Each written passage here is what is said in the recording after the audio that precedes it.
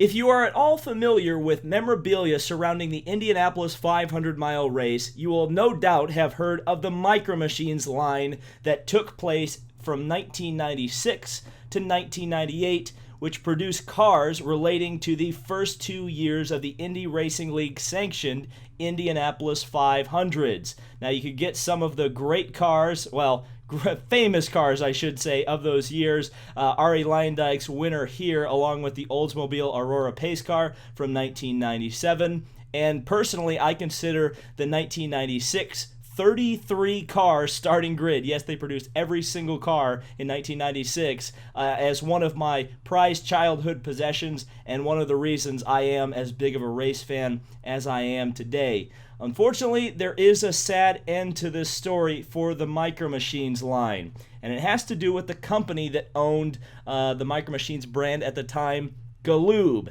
You see, near the end of 1997 and the beginning of 1998, Galoob was purchased by Hasbro. And if you're not familiar with Hasbro, it's probably the biggest toy-producing company in the entire world. And unfortunately, the things that Galoob were planning to do or had in the works or were producing at the time were pretty much all canceled because Hasbro had no interest in what Galoob had started and wanted to take the Micro Machines brand in their own direction.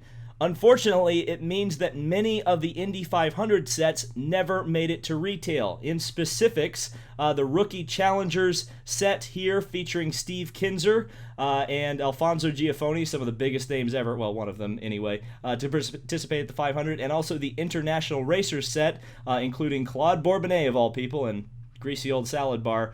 That never made it to retail. Neither did this bad boy, the 1997 35 car starting lineup.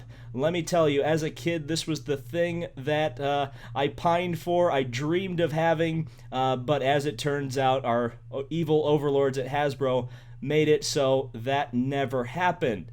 But there were a few things that managed to leak out that Galoob was planning for the end of 97 and the beginning of 98. Specifically, this.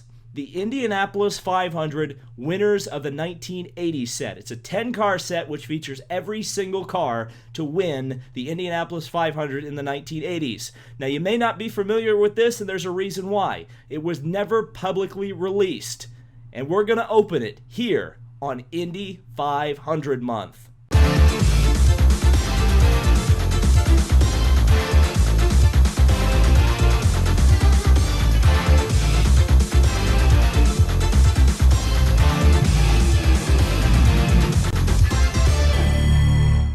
Now, before you ask the question that you're inevitably asking in the comments right now, no, this is not a prototype.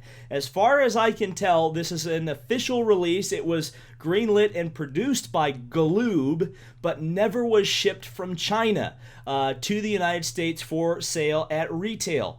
If you go on eBay right now, or at least at the time of recording, these are plentiful on there. I actually bought two from a Chinese seller. They shipped them to my house, and they were legit. They're a real thing, and you can get them. You just have to get them from China. So this is an absolutely beautiful set, and it's such a shame that it was never available at retail. You can see all of the winners displayed in a very nice-looking package here. Certainly a lot more thought put into this than generally you see kind of collectibles or toy packages these days. You can see the great artwork on the side there. And then as you go to the side, it'll tell you exactly who the winners are. Of course, I'm going to go over these fellas and their cars in greater detail later on in the video, but just for now, we're going to take a look at the box. And then on the back, you have photos of each of the cars, and including the average speed of each of the races that they won. Of course, the 1980s in the Indianapolis 500 was a bit of a transitional period. It went from kind of bespoke cars that were produced uniquely by each team, essentially, to kit cars that were purchased from a large manufacturer and kind of set the stage for the modern era of Indy 500 racing. And you can kind of see essentially what they're saying, what I just said right there, if you want to pause and take a look there. As you can see, made in China, but never actually escaped China. 1997 copyright, meaning it was probably set for a 1998 release, which is exactly why it never got out. Now, here is something that is even potentially more interesting. Yes, this does exist. This is the Indianapolis 500 winners of the 60s. This was available on eBay up until a couple of months ago. I missed my chance to get it.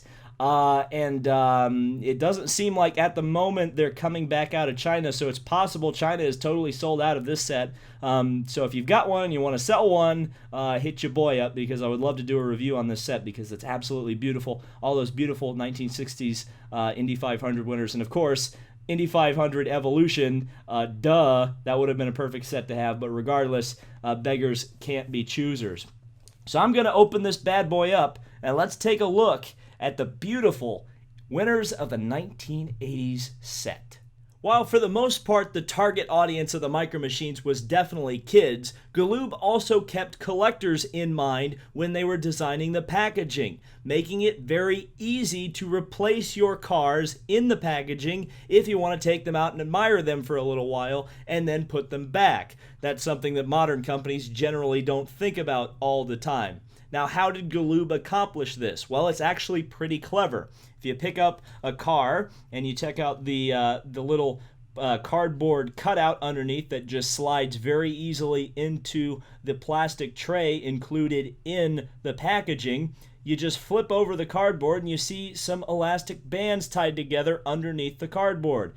And how you remove the car is very simple. You just lift the car up, move the elastic band past the axle. There's two of them, one on opposite ends of the car, and then you just put your a little cardboard piece back until you're ready to put the old Chaparral back in the packaging. Genius design, and I definitely appreciated it even as a kid.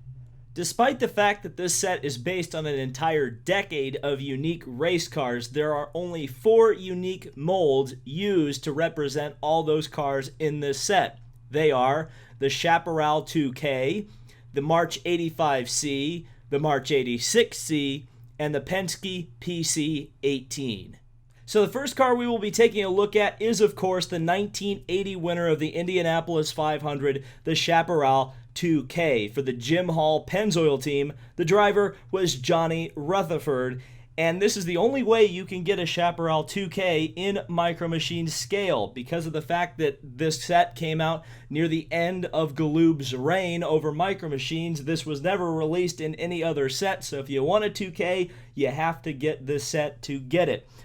It's a beautiful car, one of the most beautiful cars, in my opinion, and the opinion of a lot of others, to ever win the Indianapolis 500. Just a beautiful design. As you can see, the rear wing of the car is actually integrated into the bodywork. It just looks absolutely stunning. And of course, the livery isn't bad either. Of course, it was named the Yellow Submarine, and now that moniker has been placed on other cars with similar Pennzoil liveries, but this was the first one. Of course, Yellow Submarine is a reference to a Beatles song. My friend Rob would be remiss if I didn't mention that little factoid in there. But the reason this car was so dominant, both in 1979 when it debuted with Al Unser Sr., only to be failed by the Cosworth engine, otherwise this car would have won the Indy 500 2 years in a row. But with Johnny Rutherford behind the wheel, and why it was so dominant in 1980 was because of the fact that it was the first Indy car to really utilize ground effects. The idea that you can bring air through and underneath the car, seal off the sides, create a wing underneath that sucks the car into the road underneath without necessarily having to use the wings for downforce. It was a concept that was hard for folks to wrap their minds around, and honestly still kind of is in terms of race car design. And despite the fact that Penske tried in 1980 to produce a ground effects car, they really couldn't compete with the Jim Hall team. Now, eventually they would, and the Chaparral would become obsolete. The technology was actually born in Formula One. In 1978, Mario Andretti won the Formula One World Championship with what is widely considered the first effective ground effects car, the Lotus 79. And of course, that was a great moment for Mario, and it was a great moment for Johnny Rutherford, and honestly a great moment in Indy 500 history. This is a car that's very fond in a lot of people's hearts, and it's awesome to have it in Micro Machines scale. Next up is the 1981 winner of the Indianapolis 500. This is a Penske Cosworth, and it was driven by none other than Uncle Bobby. Bobby Unser won his third and final Indianapolis 500. Ironically enough, Johnny Rutherford won his third and final the year prior. But it wasn't without a little bit of controversy. And by a little bit, I mean the most controversial Indianapolis 500 to date. This race was absolutely crazy, because despite the fact that Bobby Unser crossed the line, drank the milk, and kissed the queen, by the time he woke up in the morning, he was no longer the Indianapolis 500 winner. The win was awarded to Mario Andretti, and you may say, exactly why was Bobby Unser penalized the entire race for some sort of an infraction? Well, that infraction was the fact that apparently, not just apparently, there's video evidence of this, under one of the yellows, Bobby passed a bunch of cars coming out of the pits, and as the line was queuing up, as I'm sure everyone's familiar with yellow flag procedures, he proceeded to drive on the warm-up lane past a bunch of cars and said, you know what, I don't want that Mario Andretti to win this race, so I'm going to pass a bunch of cars under the yellow, merge way up front, and he won't be able to catch me. And the USAC officials did not take to that very kindly. Unser contests that it was actually ABC Sports that ratted him out because they found the footage and put it in the tape-delayed broadcast for Wide World of Sports, though I suspect USAC, even as incompetent as they were, had already seen the footage, but why they didn't act on it during the race is something very confusing. But for a very long period, 6 months in fact, Mario Andretti was actually the official winner of the 1981 Indianapolis 500. But the reason you're looking at a Bobby Unser car is because Roger Penske, his team owner, didn't sit still. He took USAC to court, and after a long litigation period, it was determined that Bobby Unser would only have to pay a fine, and his Indianapolis 500 win would be reinstated. So, an unbelievably controversial race, 1981. I actually highly suggest you go check out the interviews or just watch the race in general. It's very controversial, very interesting, and just filled with that kind of drama that everybody seems to love. 1982 was another dramatic finish, but for all of the right reasons. This car is a Wildcat chassis, again powered by a Cosworth. It was the Pat Patrick Racing Team. The sponsor was STP, and the driver was Gordon Johncock. But the story of the 1982 race was truly the finish between Johncock and Rick Mears. At the time, it was the closest finish in Indianapolis 500 history, and the only time up until that point two cars had come side by side across the start-finish line. But it was actually a race-long duel between Mears and Johncock. It's actually another race that I would highly suggest watching if you haven't seen it before. An absolutely fantastic battle throughout the race between the two combatants. Very evenly matched cars. They can run incredibly close in the corners. It's kind of almost in some ways the perfect race if you'd drawn it up. But it was actually controversial from the start, not at the finish, because of course that was the infamous race where Kevin Coogan ran into A.J. Foyt and caused a big pile-up on the start. But both Mears and Johncock avoided it, as well as A.J. Foyt, despite getting hit in the melee caused by Coogan. And then it was a duel between Foyt, Johncock, and Mears. Of course, Foyt ended up dropping out of the race pretty early on and ended up actually hammering on his own car to try to get it back in the race. Another fantastic moment. But this is, again, one of the other most beautiful cars to ever win the race, especially considering its livery. The STP colors, along with the petty blue, and I guess I can feel safe saying that because it really is petty blue on the car. It was kind of a cross-brand thing for STP at that point to have all of the different cars under their banner running the STP colors along with the petty blue. So absolutely beautiful car, even though this is, of course, not on a Wildcat chassis. It's on an 85C March, but everything's there. And again, 82, one of the classic Indy 500s. So moving on to 1983. This car is a March powered by a Cosworth, yet again. This is the Texaco Star for the Bignotti Cottier team, and this is Tom Sneva's Texaco Star number 5. Now, this is a significant car because it was the first of the March chassis to win, and as I mentioned earlier, this was the first of kind of the kit cars. at the time in the Indianapolis 500, it was very much the norm for teams to build their own cars.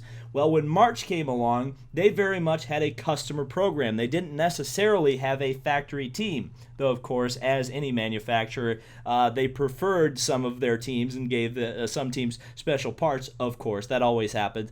But if you wanted to win Indianapolis after 1983, you pretty much had to have a March, at least for the next 5 or 6 years.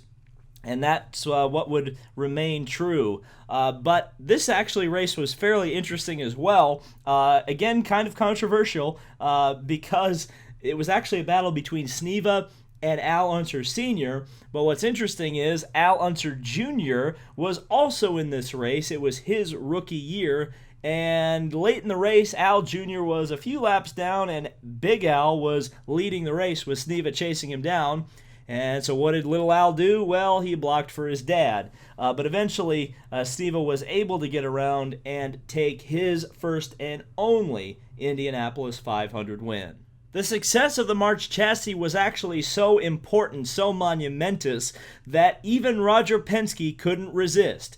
This is the 1984 Indianapolis 500 winner, Rick Mears, in the Pennzoil March Cosworth, not a Penske chassis.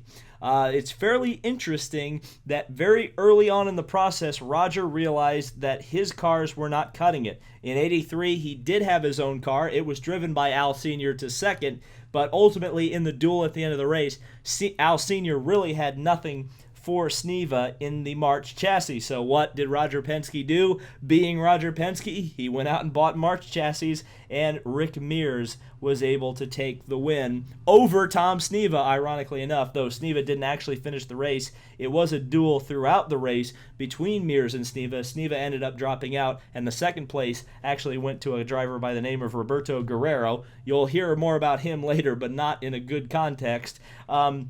Again, a Pennzoil winner, the fourth year in the 1980s, and already 2 of them won by Pennzoil, or 5 races in the 1980s, and 2 Pennzoil winners. That's easy to say.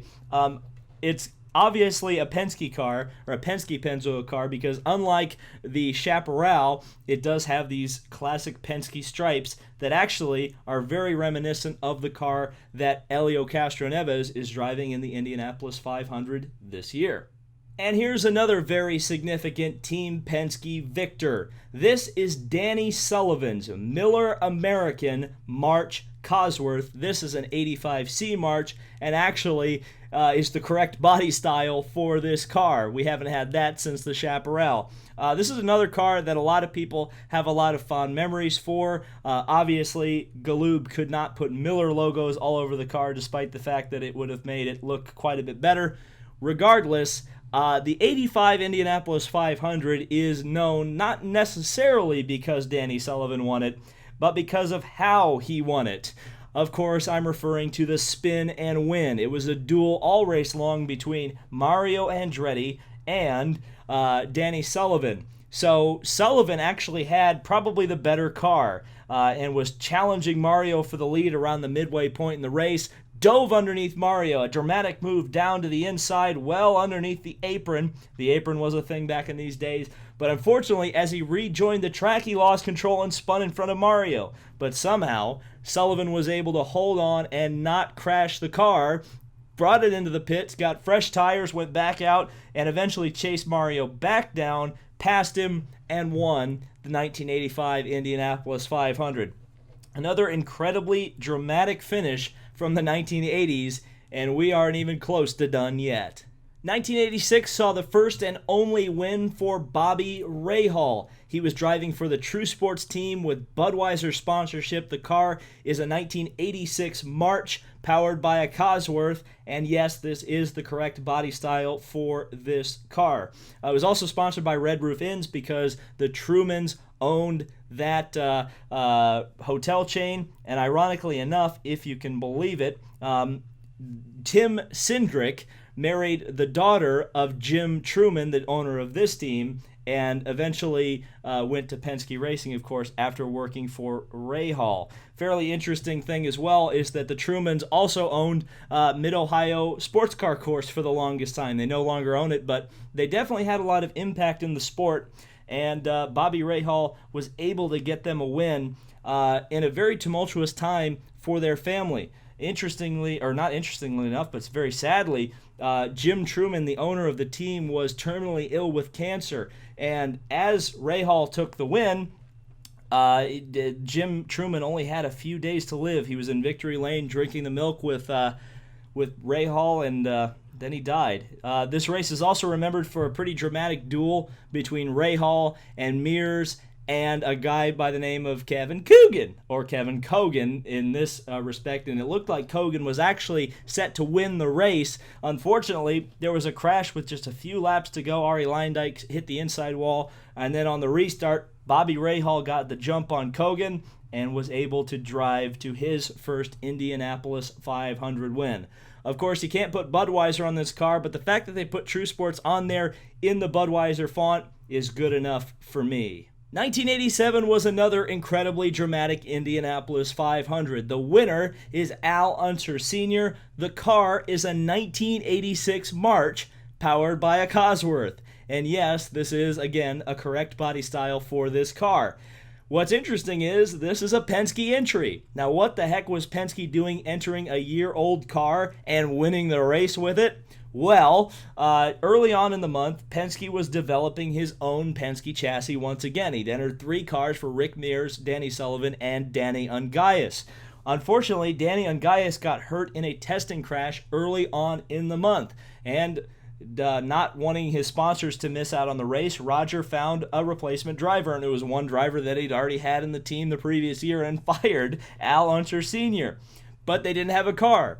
So they had to go to a motel that Roger Penske owned and pulled this car out of it. It had been on show car duty after winning a race at, I believe, Miami in the hands of Danny Sullivan the year prior. Took it to Indianapolis. Senior qualified the car in the show, but it didn't look like it was going to be a competitive race for Al Unser Sr. because Mario Andretti, in his new Lola, powered by an Ilmor Chevrolet, was pulling away from the rest of the field. But then Mario broke, as he inevitably did. But it didn't quite hand the race to Al Unser Sr. because, of course, Roberto Guerrero was there and looked like he was set for victory. But unfortunately, and this is actually kind of a sad thing, early in the race, Guerrero hit a tire which ended up flying into the stands and killing someone, but what it did was it hurt the clutch in the front of his car, some of the fluids in there to get the car out of the pits. So on his last pit stop, Roberto Guerrero killed the engine, and Al Unser Sr. tore into the lead and never looked back, winning the Indianapolis 500 in a year-old car that had been sitting in a motel room. You can't make this stuff up. Interestingly enough, as well, this was the last Indianapolis 500 victory for the March Company, a company that had been so dominant and then was no longer quite as dominant because of what came the next year. 1988 was the year that Penske reestablished its dominance in Indy 500 competition, as if it hadn't had it already, but this time Penske was doing it his own way. Not only did he have his own chassis, the Penske PC-17, but Penske was the owner of, or at least part owner of Ilmor Engineering, still is by the way, and produced the Chevrolet engine. Ironically enough, it had almost beaten him the previous year in the back of Mario Andretti's car, but this year he brought 3 Penske PC-17s driven by Danny Sullivan, Al Sr., and Rick Mears. Mears was the winner in the PC-17 Chevrolet, leading away from Al Unser Sr. The race actually looked like it was going to go to Danny Sullivan, but Sullivan had a front wing failure going into turn 1 and smacked the wall. That same failure actually affected, I believe, both of the other cars, but they were able to fix the problem, or at least help the problem before it actually put both of the other cars into the wall. And Mears ended up actually was 2 laps down at one point to Sullivan and made both of those laps up on the track, even though I think he made up one because of the fact that Sullivan was a lap ahead of the field and crashed. But regardless, it was a great comeback drive from Rick Mears to take his 3rd Indianapolis 500 win. And again, this was an incredibly dominant car. It actually qualified across the front row. The only time a single team has swept the front row in Indy 500 history still to this day. Penske and Andretti Ganassi has never done it since. It's only happened once, and it happened with this car in 1988. And closing out the decade of the 1980s in 1989 with Emerson Fittipaldi. Now, Fittipaldi, again, one of the most dramatic Indy 500s in history. It's amazing to talk about that.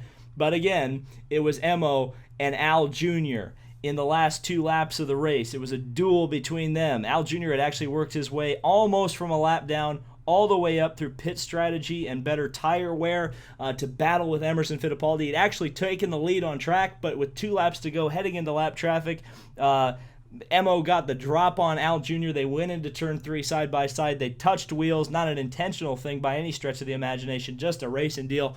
Al Jr. hit the wall, and Emo went on to win. Now, it's interesting, as you can see, it says Patrick on the side of this car. This is a Penske PC-18 chassis.